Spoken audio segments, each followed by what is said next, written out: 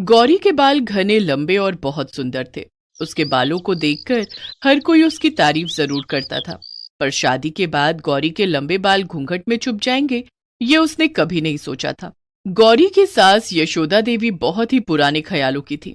उनके घर में घूंघट करना बहुत जरूरी था। देखो बहू, हमारे घर में घूंघट बहुत जरूरी है।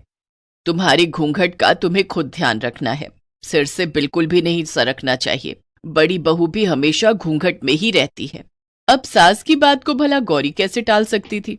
वो इस घर में नई थी। उसने घूंघट में ही हाँ में सिर हिला दिया। यशोदा देवी कमरे से चली गई। सच कहूं तो मुझे तुम्हारे लिए बहुत बुरा लग रहा है गौरी। मैंने सुना था तुम्हारे बाल बहुत लंबे हैं, जमीन छूते हैं, पर अब इन लंबे बालों का कोई फायदा नहीं। तुम्हें तो इनका जूड़ा बनाकर अपने लंबे बालों को घूंघट में ही रखना है। माफ करना, मुझे हंसी आ गई। अच्छा, मैं चलती हूँ। तभी गौरी का पति सूरज आ जाता है। आप तो मुझे झूठ ही कहते थे कि आपको मेरे लंबे बाल सुंदर लगते हैं। अब देखो ना, मेरे ये लंबे बाल तो घूंघट में ही रहते हैं।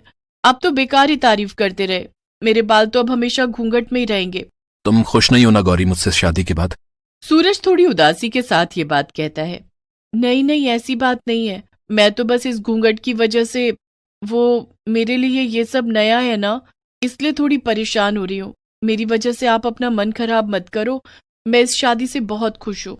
उस समय गौरी ने बात को संभाल लिया ताकि सूरज को किसी बात का बुरा न लगे, पर यह सच था कि गौरी हर समय बालों को बांधकर घूंघट करने में बहुत तंग आती थी। जरा सा भी गौरी का घूंघट सिर से हटने लगता तो उसकी सास उसे टोक देती।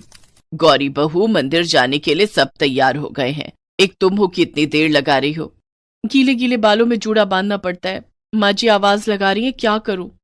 माँ जी, वो आज गौरी ने सिर धोया था, बाल सुखा रही है। मुझे लगता है उसे तभी देर हो गई। अब इतने लंबे बालों को समेटना भी तो कितना मुश्किल है, वही समेट रही होगी।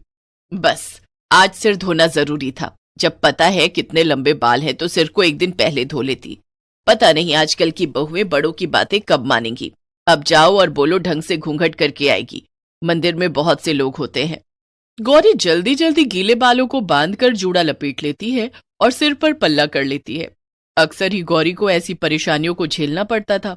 एक दिन सब औरतें एक संगीत समारोह में इकट्ठी हुई, जिसमें यशोदा देवी और दोनों बहुएं भी गईं।